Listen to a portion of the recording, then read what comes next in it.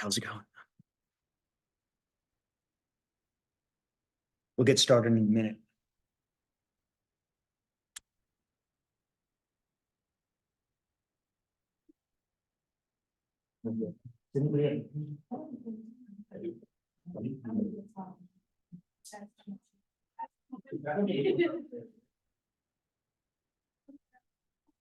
I know, right? High security in here. They got some valuable art in one of the galleries over there, so I highly recommend checking it out.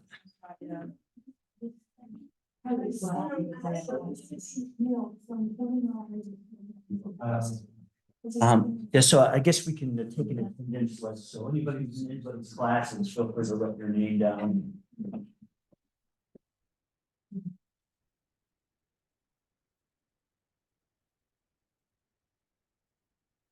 All right, it's 12:01, so we're going to get started here. Welcome to the Reese Museum. This event is being hosted by the Multicultural Center. I'm Dr. Bufano with the Political Science Department. Just a couple of things before we get this talk started. The Reese Museum, it is a great place to learn about the diversity of Appalachian culture. You have artwork and material artifacts from all over Appalachia, from groups such as African Americans, Scots-Irishmen, Native Americans, men and women. Appalachia is a very diverse place. And of course, there is a long history, right, of African American cultural influences on Appalachia. And so in today's talk, we're going to be talking a lot about this and comparing African American political culture here in the United States with another part of the world, Tunisia. We're going to be talking about racial identity politics in this little North African country. We're going to understand why it is that a race-based social movement did not exist until after 2010. So we're going to learn a lot about racial mobilization, why it takes place, why sometimes racial minorities rise up against their governments to promote reforms, and other times they don't. So that is the main goal of this lecture. Now let's just take a quick look at this map here. Most of you in here are probably pretty familiar with the transatlantic slave trade, right? 10% of America's population consists of African Americans because over the course of several centuries, millions of West Africans were taken from this part of the world here, from West Africa, and brought over to the United States. And of course, as a result of that, we had a long history of slavery and racial discrimination that eventually led to the creation of Black rights movement. Well, the United States is not alone in terms of this story. You might notice there's a lot of lines on this map, right? They go to many different places in the world. Some go to Brazil, some go to Colombia, Martinique, and Jamaica here in the New World. Many of you might be familiar with this. Brazil, in fact, had over 5 million slaves that engaged in chattel slavery. Now, on top of this as well, less of you might be familiar with another slave trade, the trans-Saharan slave trade. Millions of slaves were taken from West Africa to North Africa over the course of a millennium. There exist racial minorities in North Africa, in the Middle East, as a consequence of this. But racial mobilization has been less salient in this part of the world. As I said, in Tunisia, it's only emerged very recently. And so why is this the case? And that is what much of my research has been based on. I am a scholar of political science with a focus on the Middle East and North Africa. I've done a lot of my studies on democratization and social movements. And some of that has focused on this very question. Why does racial mobilization vary across time and space? Why do you get racial mobilization in some contexts and not others? Now, we do have to define this very quickly before I could dive into it. Number one, what exactly is race? Now, across humanity, there are differences in skin color, facial features, hair texture that differ from community to community.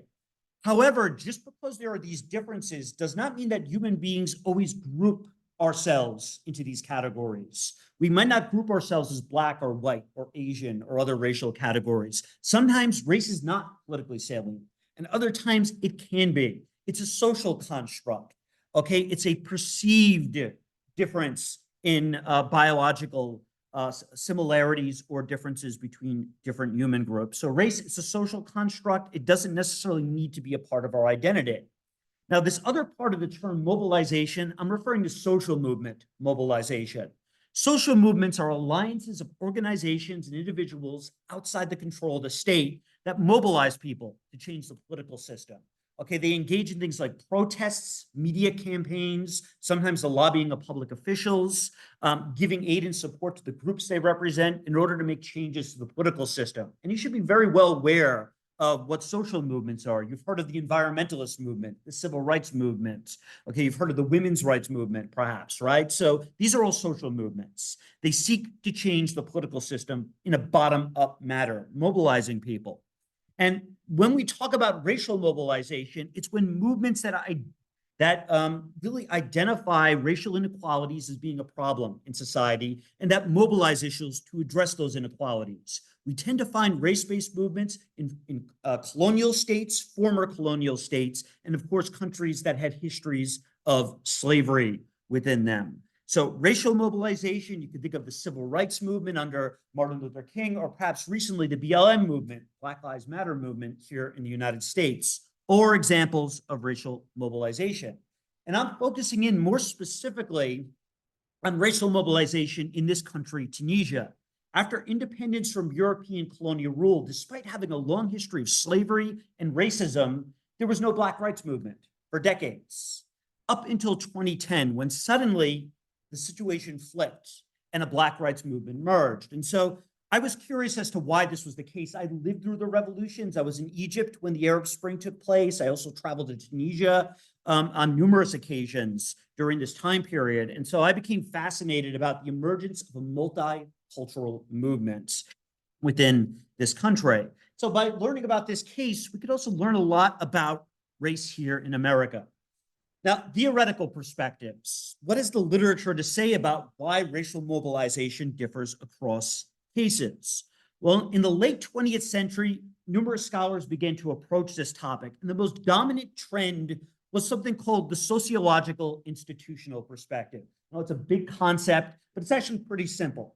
The idea is that it is states that make race. It's the policies of governments that make race. So, for example, Anthony Marx argued, very famous work where he compared the United States with Brazil and South Africa. He argued that states that segregate racial minorities, that discriminate against them, that create separate educational institutions, that prevent interracial marriage, that have race in the census, they recognize racial categories. These states will make it more likely for racial groups to mobilize because they entrench within society racial identities by discriminating against groups. That colonial and post-colonial states, they can do this by discrimination. When they do this, it then leads to racial mobilization. And of course, there are numerous case studies that fit the bill here. The Jim Crow South, here in the South in the United States, there was a time period after Reconstruction all the way up until the 1960s where Black and white individuals were segregated from one another. They couldn't use the same schools. They, of course, African Americans were suppressed in terms of their voting rights. Because of this systematic inequality, once racial minorities had the opportunities and the resources, they mobilized against this discrimination. And we find the same thing as well in apartheid South Africa. You also had a Black rights movement led by the African National Congress in that case. So states that segregate racial minorities, you will get racial mobilization. However, if a state following the abolition of slavery decides to promote racial assimilation, he argued, you will not get racial mobilization. Now, what is racial assimilation? This is when the state ignores race, when they promote racial intermixing, when they don't divide society into races, when they promote what's called national unity across the country, a single culture, when they deliberately try to assimilate all groups into a single national community. You will not get racial mobilization, with the reason being that this will essentially dilute racial identities. It'll lead to intermarriage, racial intermixing, and from there, you won't have the basis for racial mobilization in the future. And in his book, he talks about Brazil, and other scholars have gone into case studies like Colombia and Tunisia, making the argument that Latin America, as well as North Africa, did not have race-based mobilization because these states, after colonization, after slavery ended, promoted assimilation. So in Brazil, they refer to these mixed racial narratives as mestiçagem narratives, promoting racial intermixing. Same thing in Colombia as well. In Tunisia, Arab Muslim nationalist narratives were promoted. Now, there's a problem with these studies, though, that have begun to recently emerge. There's a whole research puzzle here. The problem here is that racial mobilization has actually begun to emerge in these latter cases. We have seen race-based movements recently emerge in Brazil, Colombia, Tunisia, and other parts of the world where racial assimilation was once promoted. This is curious, right? This is interesting. Why exactly have you seen in these cases very recently race-based movements emerge? And for me, I'm going to present a couple of reasons why this is the case. Number one, promoting assimilation does not undo decades and centuries, okay, of racial discrimination, of societal discrimination. Just because the state isn't discriminating against minorities does not mean that individuals in society are. It doesn't mean that there is no longer racial discrimination in businesses, with the institutions like marriage, for example. Societal discrimination in places like Brazil, Tunisia continued after independence, despite the promotion of these narratives. In fact, these assimilationist narratives were usually promoted by white, wealthy political elites seeking to unite their societies, whereas Black individuals tended, because of their poverty and because of this discrimination, continued to be excluded from societal institutions. Furthermore, assimilation does not address socioeconomic inequalities. It doesn't address the large wealth gaps that were created by slavery that continue to persist in these societies. Now, there's also something else I'm going to argue here. These assimilationist regimes in Brazil, Colombia, and Tunisia, they were also authoritarian in nature. When they promoted these narratives, they did not allow a political opposition to challenge them. They didn't allow indigenous peoples or the descendants of slaves to have a say in these assimilationist narratives. They suppressed them with authoritarianism. Recent scholars of social movements argue that social movements can't emerge without the political opportunities to mobilize. Democratic states are more likely to provide those opportunities because of free speech, because of freedom of assembly. And so democratization in these assimilationist states have provided the opportunities for minority groups to mobilize and promoting movements that go against societal discrimination and want the state to intervene to prevent it, as well as to redistribute resources to minority groups. This gives the space for minority activists during democratic transitions to promote alternative nationalist narratives, that of multiculturalism. That is the recognition that societies are diverse, that there are minorities that exist, and their rights should be protected by the government. The government should intervene to protect these groups. And we've seen multiculturalism spread across the world due to the third wave of democratization, as well as the spread of transnational non-governmental organizations and international institutions. And so this brings us to our case study here. I'm going to use this case study to demonstrate this. Now, Tunisia, this is a country I've conducted a lot of research. I actually did over 50 interviews in Tunisia.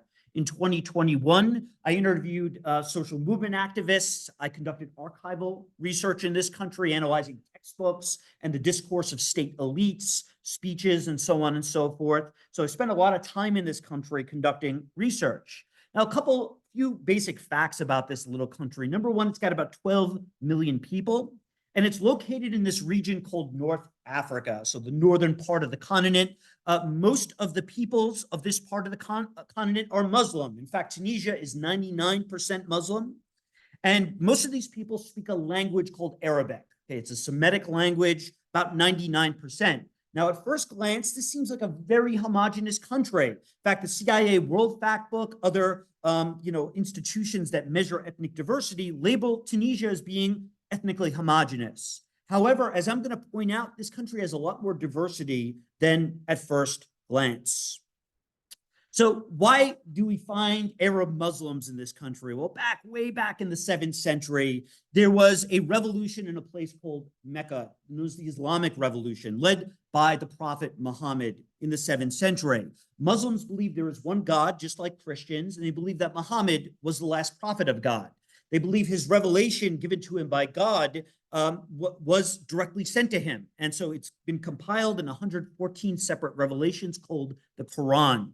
Okay, and of course, Muslims pray 5 times a day. They fast during the month of Ramadan. They formed their own faith during the 7th century. And when the Prophet Muhammad died, his successors spread the Islamic faith to different parts of the world, motivated by the concept of jihad, to proselytize, to spread their faith through warfare, trade, and through discourse. And by the time we get to the 8th century, the Islamic faith had spread throughout the Middle East and North Africa, including the country of Tunisia. Now, there was other motivations for this conquest as well. Many of these Arab Muslims from the Arabian Peninsula wanted to make a profit through trade. And one of the things they brought with them to North Africa is this animal, the camel.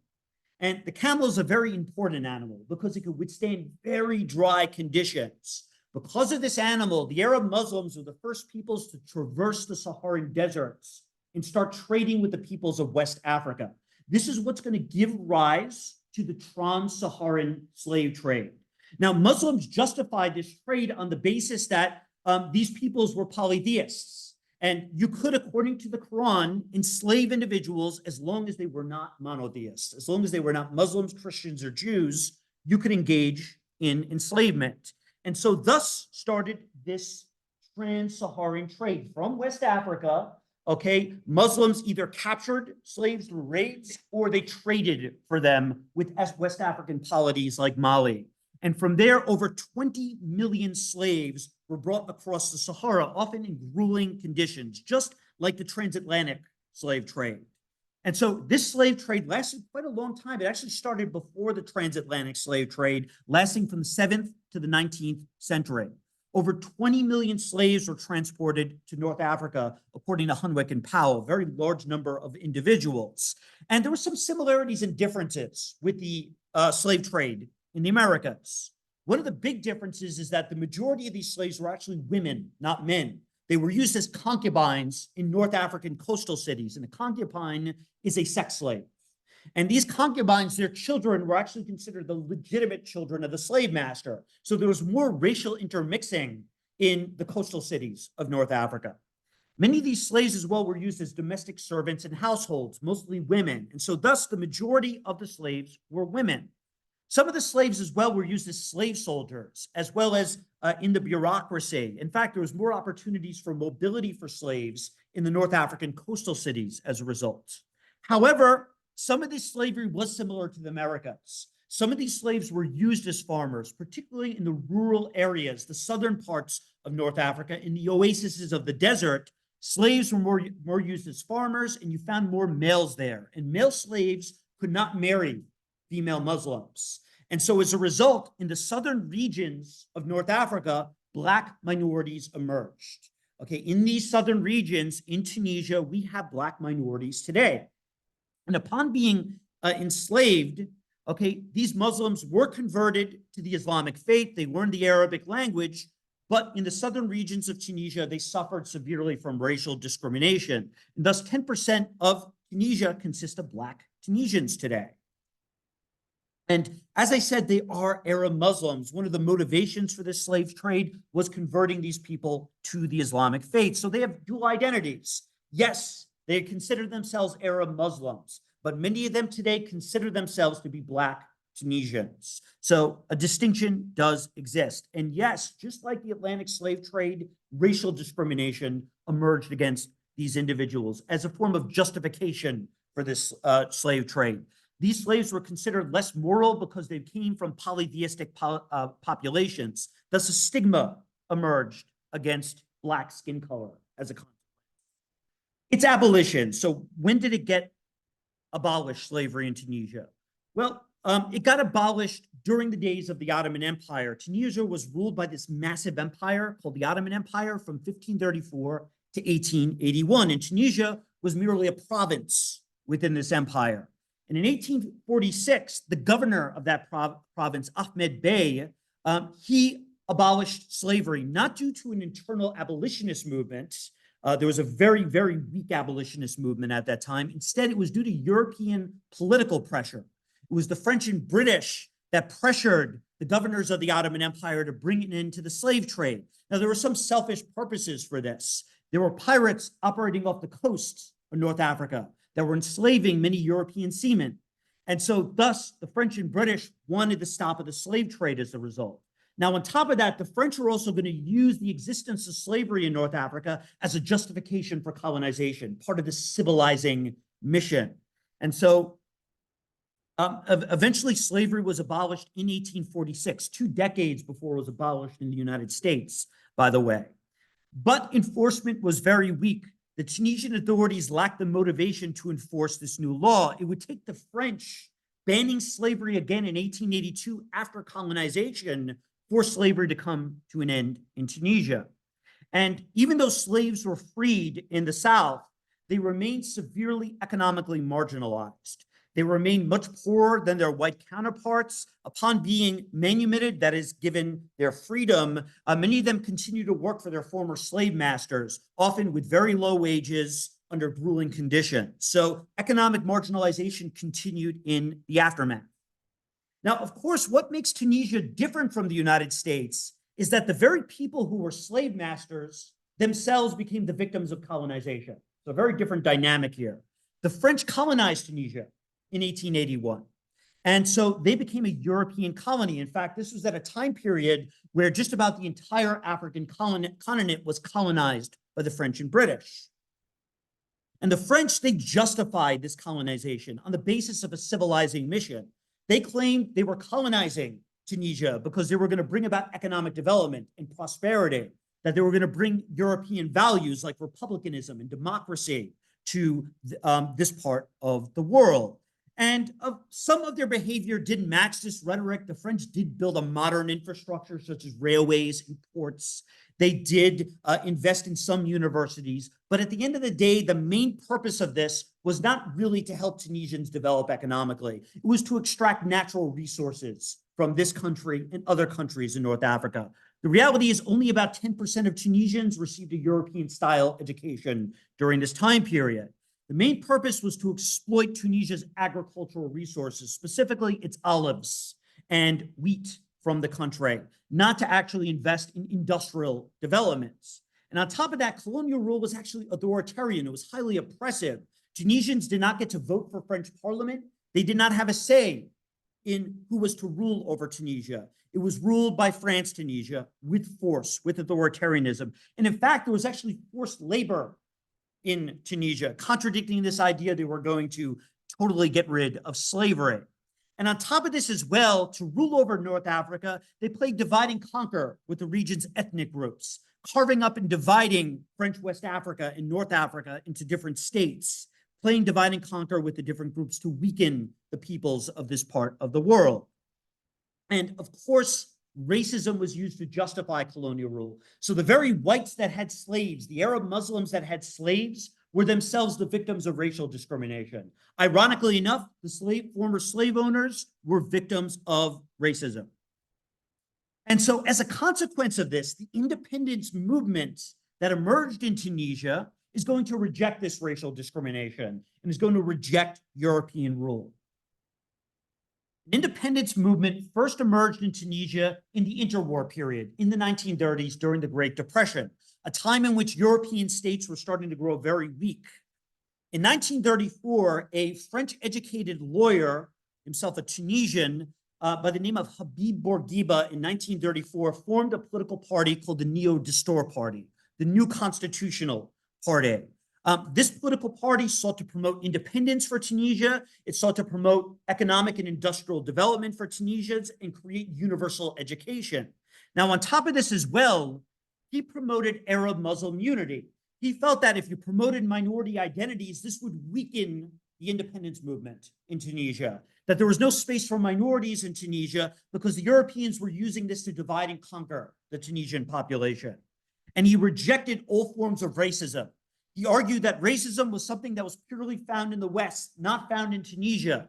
Arab Muslims, according to Bourguiba, promoted racial assimilation. All were Arab Muslims. Therefore, there was no such thing as racial distinctions in this country.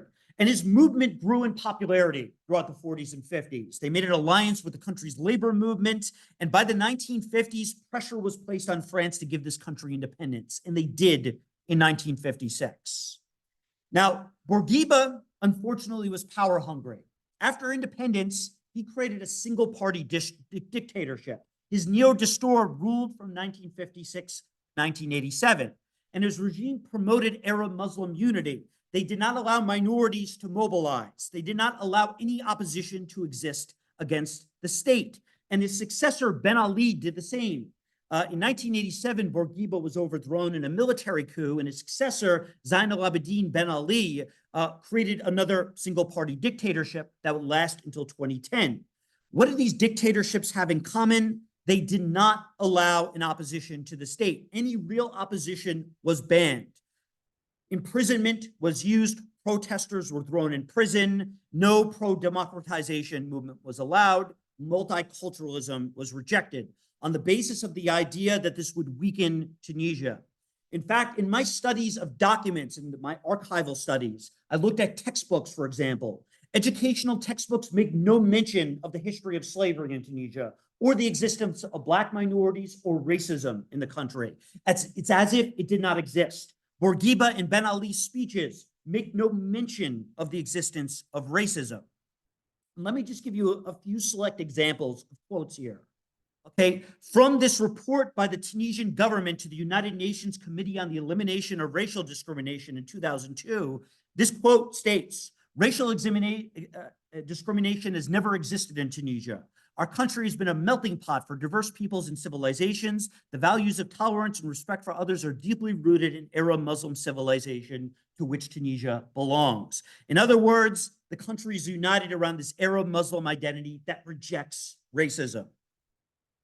And in my interviews with activists, they talked about living under this regime prior to 2011. And they often talk about how this regime ignored the existence of racial minorities. One activist, Ali Bouchoucha, told me, Tunisia is a society that has a lot of diversity. But during the Ben Ali regime, there was a sense of unity promoted by the regime that put all these diverse groups together under one Tunisian identity. The Ben Ali regime didn't allow people to celebrate who they were as individuals, like we see in this very museum here, right? So museums like this were not allowed in Tunisia. And so Black minorities being severely oppressed and marginalized, how did they respond to this? Well, they couldn't form a social movement, right, to protest against this. So instead, many Black Tunisians, to deal with their own struggles, instead engaged in assimilationist behavior. They rejected their own Black identities and they tried to assimilate into white Arab Muslim culture. They did this in several ways. Number one, pursuing interracial marriage. In my interviews with Black activists, they often talked about how their parents pressured them to marry somebody who was white, someone who was lighter skinned. This way, their children would be lighter skinned and they would have more opportunities for social mobility. So this would be a way to get around societal discrimination. Furthermore, many used skin whitening cream, bleach. Here we can see in this image, this advertisement for skin whitening cream. In a study done, a survey of Tunisian universities, about 25% of students use skin whitening cream today. It's still commonly used. This is a way you could try to whitewash yourself, right? To make yourself appear whiter than you actually are. Another way to avoid discrimination. And of course, this also meant rejecting a Black identity. Many of the activists I talked about talked how they weren't conscious of their own racial identity. They saw themselves as being Arab Muslim, and they tried to reject this idea that their descendants were slaves. They tried to reject their own history as a way to try to avoid discrimination. Now, not everybody did this. Other individuals found other ways out of this problem. Some migrated from southern Tunisia to northern Tunisia, just like a lot of African Americans did here in the United States. And some also went abroad to France to seek an education to get away from this discrimination. So some chose the exit option here. And the very few brave enough to try to speak out were severely repressed. The few activists who did were imprisoned. And so thus, no Black rights movement emerged. Now, this assimilationist policy, even though the state was not like the Jim Crow South, in Tunisia, under Bourguiba and Ben Ali, there were no separate buses, there were no separate school systems, but societal discrimination continued nonetheless. Arab Barometer data shows that racial discrimination remains a prominent problem in Tunisia and other countries in North Africa. So, for example, on a recent survey, approximately 10% of Tunisians would have a problem with a person of a different race moving next door. And this number is triple in the South. in Tunisia, where racial discrimination's at its worst. In Libya, this number is at 40%. In Morocco, 20%. By the way, this number today in the United States is about 10% as well. So rates of racial discrimination, very similar to the United States today. Assimilation did not address problems with discrimination, nor did it deal with socioeconomic deprivation. According to statistics from 2018, 42% of Black Tunisians are unemployed, rates that are more than double than white Tunisians. 39% lived in rural areas, once again, rates that are more than double of white Tunisians. And only 52% had completed primary schooling. Once again, rates that are about double of white Tunisians. And in 2021, there was only one Black member of parliament. Now, remember, this is a country that after colonialism did not promote segregation. It promoted assimilation, yet it did not address these very real world problems. And in fact, racial discrimination grew worse in the last decades of this authoritarian regime. Since the 1990s, over 20,000 migrants from West Africa, from sub-Saharan Africa, countries like the Ivory Coast and Guinea, have migrated from West Africa to Tunisia for a variety of different reasons. Some of these people are asylum seekers, fleeing warfare. In fact, I talked to a lot of these migrants, and they told me some horror stories about having to flee their own countries because of warfare and political oppression. Others came to Tunisia and other North African countries seeing a better economic situation, more educational opportunities. And of course, due to globalization, it's much easier for migrants to travel across borders. And these individuals, because many of them were very poor, were forced to go to human traffickers to help them migrate. And human traffickers, they don't traffic you for free. They want something out of it. Some of these individuals suffered from labor exploitation, conditions similar to slavery, in order to pay for their way to go abroad. Others, women, engaged in sex trafficking, not too dissimilar from the concubines of the past. Many engaged in drug trafficking to get across borders. And many terrorist organizations manipulated some of these desperate individuals to gain recruits. In fact, Al-Qaeda in the Islamic Maghreb operates in the Saharan region in places like Mali and has taken advantage of this human trafficking. So this issue is tied into international terrorism. And the Black migrants who have come to Tunisia, those who have reached Tunisia, continue to face other types of problems with racism and xenophobia and poverty in Tunisia. Most of these Black migrants lack legal status. In fact, Tunisia till this day does not have its own system for processing asylum seekers. It's relied on the United Nations to do this. And so thus there are many Black migrants on the margins of society suffering severely and struggling to assimilate. Most of these migrants can't speak Arabic, even though most are Muslim. So they've struggled to assimilate, and some have even fled to Europe in very unsafe conditions, sometimes going on very rickety boats, risking their lives to get to Europe. In fact, over 20,000 migrants died in the Mediterranean, okay, on a yearly basis throughout the 2010s. So this is a very serious issue that Tunisia's regime ignored, that did not deal with. Now, when did this begin to change? Well, it began to change in 2010 to 2011 due to this event known as the Arab Spring. It was a set of revolutions that spread throughout North Africa and the Middle East. These protests led to the collapse of many regimes across the region, and Tunisia was the only country to transition to a democracy because of this revolution. So from 2011 to 2021, Tunisia had multiple free and fair elections in a row. For the first time in the country's modern history, social movements were allowed to mobilize. Protests were legalized. Freedom of assembly was legalized, as was freedom of speech. And suddenly, thousands of new political parties and new NGOs emerged. And many of these non-governmental organizations started for the first time in Tunisia's history to promote minority rights. They started to claim that, hey, minorities actually exist. We're here and we need help. To take this one quote from Ziad Rouine, someone else I interviewed, the revolution inspired hope for a better future. There is a new notion of social responsibility and building a new Tunisia that is diverse and that includes all of its minorities. These minorities are trying to break the silence. And I interviewed a lot of these minorities from a variety of different movements, not just the Black rights movement, from across the spectrum. And after 2011, suddenly new movements began to emerge that promoted Black rights. The first of these was Adam for Equality in 2012, formed by activists such as Maha Abdelhamid, very wonderful individual. She's a scholar that studied in France. And then in 2013, a new organization called Menipti, which means in Arabic, my dream. This is kind of a dedication to Martin Luther King's I Have a Dream speech. It was formed by this woman, Sadia Musba, another very wonderful human being I had the pleasure of interviewing. She's kind of known as the Martin Luther King of Tunisia just because of her intense activism that she's engaged in. And these movements, they engaged in protest, street protest. They mimicked marches similar to the civil rights movement. They engaged in media campaigns to raise awareness of racial discrimination against both Black Tunisians and migrants.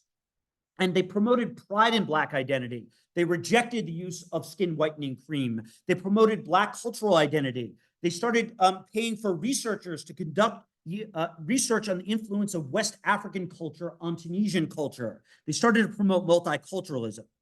Now, this movement was initially very weak because initially they were on their own. And so what they started to do was form alliances with other minority groups out there. You see, Tunisia has a lot of different minorities. Tunisia has an LGBTQ community. In fact, being gay in Tunisia, is criminalized. You'll get a 3-year prison sentence. So there have been LGBTQ activists that started to mobilize after the revolution. Migrants from sub-Saharan Africa began to create their own organizations and mobilize. Women became far more active, mobilizing against things like domestic abuse in the home. And finally, ethno-religious minorities, the Jewish and Christian communities, although a small percentage of the population, they began to mobilize, as did a group called the Amazigh, who speak a language that is different from Arabic. They're about 1% of the population. And these groups were not alone. They began to receive help from transnational NGOs, some based in Europe and the United States, as well as in Brazil.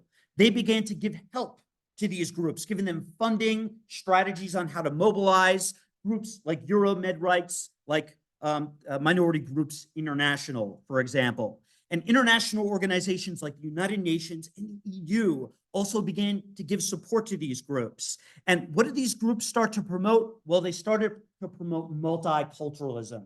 They started to promote this idea that Tunisia is not homogenous, it's diverse. It has a history that includes a history of contact with Europe, the Middle East, North Africa, and Sub-Saharan Africa. Tunisia is a diverse tapestry of different cultural groups. It is not homogenous. And this movement had some success promoting reforms.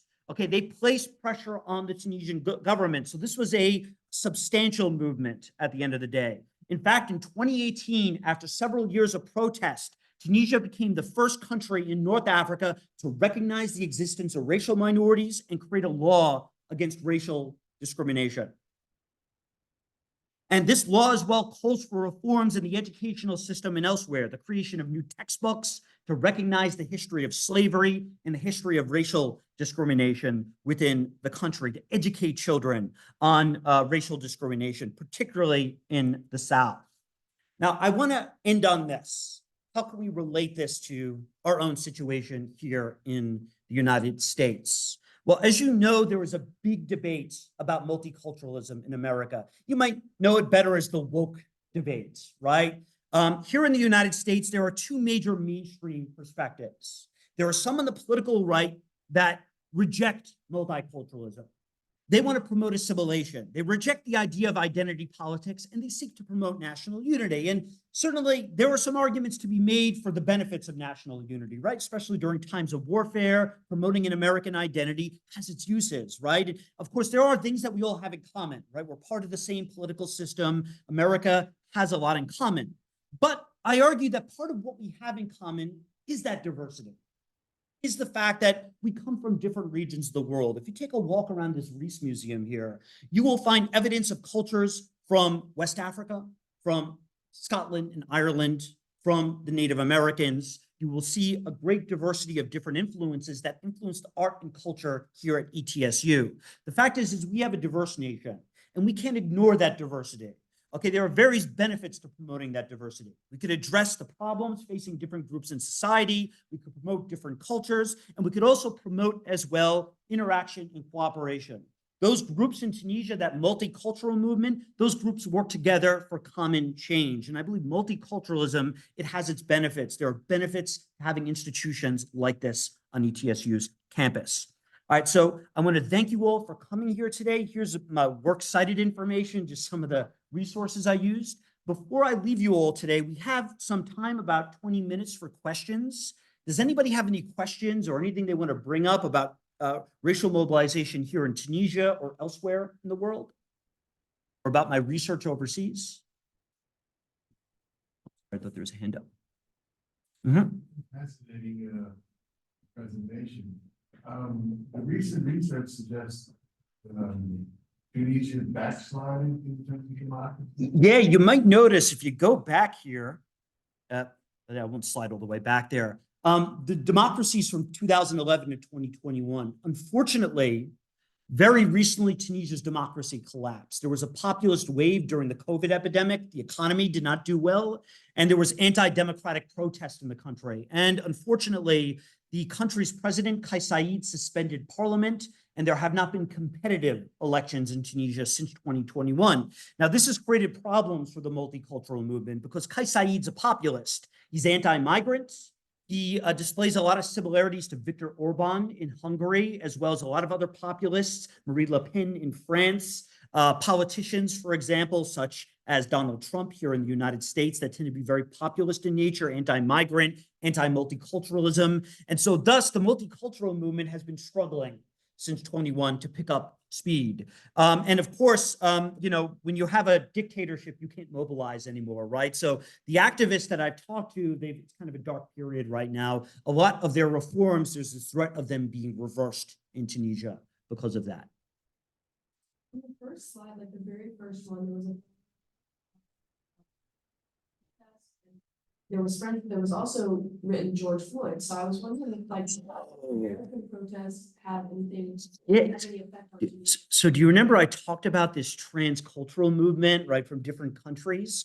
Okay, when those BLM protests were taking place, Tunisians had their own BLM protests. And in fact, many of their protest strategies, the civil rights strategies, they mimic sit-ins, protests, even the slogans. Let us breathe. Here we see it in Arabic. Okay, so we can't breathe due to subjugation and discrimination. And the same thing is written as well in French in some of these signs. And this is also one of the reasons why I use this photo, is it's a reflection of multiculturalism, but also the trans non-governmental influence on this country. And that's another benefit of multiculturalism. You know, one day I hope racism completely disappears in the United States. Things have gotten better over the last century, right? Rates of racial discrimination have gone down. But even if racism were to completely disappear and all those socioeconomic wealth gaps were to disappear, there's still a benefit to multiculturalism, to recognizing the existence of African Americans, because the examples of the civil rights movement can inspire peoples in other parts of the globe to engage in their own protests. They can borrow from those same strategies. They can get consultation from those organizations. So that is one of the great benefits to having multiculturalism. These organizations can learn from each other. Are there regional divides within Tunisia's Black rights movement? Because earlier you mentioned Yes. most of the Black people brought into Tunisia were in the South were working in agricultural. Yep. Whereas in the North, you know, they had more social mobility. So I'm wondering if like that has any impact. Two things. Number one, a salient Black cultural identity developed in the South, not the North. However, the race-based movement did not first mobilize in the South. It was actually Southerners who migrated to the North in the modern era, just like in the United States, how urbanization led to the Black rights movement here. And so it's actually Black Tunisians who migrated to the South, to the capital Tunis in the Northeast, that have formed the nexus of this Black rights movement. And this movement, also, the activists tend to be middle class. They tend to be well-educated. They tend to have knowledge of French. Many of them studied abroad. And so they tend to also be more tolerant of LGBTQ issues and migrant issues. In contrast, we've seen very few Black rights mobilization in the South, where racism is actually a worse problem. In the South, because they're more agricultural, they have less access to resources. They're also less tolerant Black Tunisians of the LGBTQ community. They tend to be more socially conservative. So ironically, many Black Tunisians in the South reject the Black identity still. And in my talks with Northern activists, they often talked about the struggles of mobilizing Southerners. And believe it or not, MLK's movement had a similar struggle getting conservative Black churchgoers to mobilize. It took many decades to get Black individuals to join protest movements here in the United States. It could often be very difficult convincing individuals to adopt a Black identity in protest. It's risky protesting. It also as well requires a lot of resources, right? So we've seen most of the activity with protesting in the North. Thank you, by the way, for all these excellent questions. Do you guys have any other questions for me? Yes. So I'm thinking about W.E. Du Bois kind of work on political elites, whether that be economic elites or in Tunisia's case, maybe the regime now using racial strife or animosity, kind of fostering up racial differences, making racial identity more salient, pitting different groups against each other as a mechanism to prevent kind of this broader movement, to prevent a threat against some established kind of power. So in this case, applied to Tunisia, do you view multiculturalism as kind of an effective tool to threaten the regime, or could it potentially in the long run harm its ability to form a cohesive movement that could, represent a significant challenge? It has its strengths and weaknesses. Ideological frames like multiculturalism as well as intersectionality can be very useful for bridging the divide between different minority groups, right? So activists who see themselves as LGBTQ or Black or MIG, they might see a common cause in each other's movements, right, and mobilize together. However, there are also risks to that strategy. For example, if I'm a Black Tunisian activist and suddenly I start promoting migrant rights, many Black Tunisians in the South, where there's a lot of anti-migrant attitudes, they might decide to not support my movement, right? And so this could create divides within these ethnic minority groups, thus dividing them. And you're right, by promoting the cause of other groups, this might give greater cause for the regime to crack down on your movement. It's not illegal to be a Black Tunisian, but it is illegal to be part of the LGBTQ community in Tunisia. So they might use that as an excuse to shut down your NGO. And on top of that, more recently, we've seen with the populist regime, unlike the Bourguiba regime, they have been using identity politics as a way to divide the population. They've been using migrant rights issues, their opposition to migrant rights issues, as a way to form a coalition and to weaken the left in Tunisia. So yeah, there's positives and negatives to using these different cultural frames. And we even see that in the United States today, right? The promotion of Black rights and multiculturalism has driven a lot of poor whites away from the left and towards the right, right? There are many poor white individuals who might otherwise support a labor union or support left-wing activism who don't because of racial identity politics amongst left-wing groups. So yeah, there are drawbacks as well as potential positives to these type of strategies. Any other questions? Well, thank you so much for coming to this. So part of the strategy, by the way, with this is I just wanted to get some students to come here also to look at the Reese Museum. It's a beautiful place. We got spots like this on campus, so please enjoy it. If you do have a few minutes, go look around at some of the artwork in here. There's a lot of beautiful things in here. Thank you so much. I appreciate all the questions and your attendance here.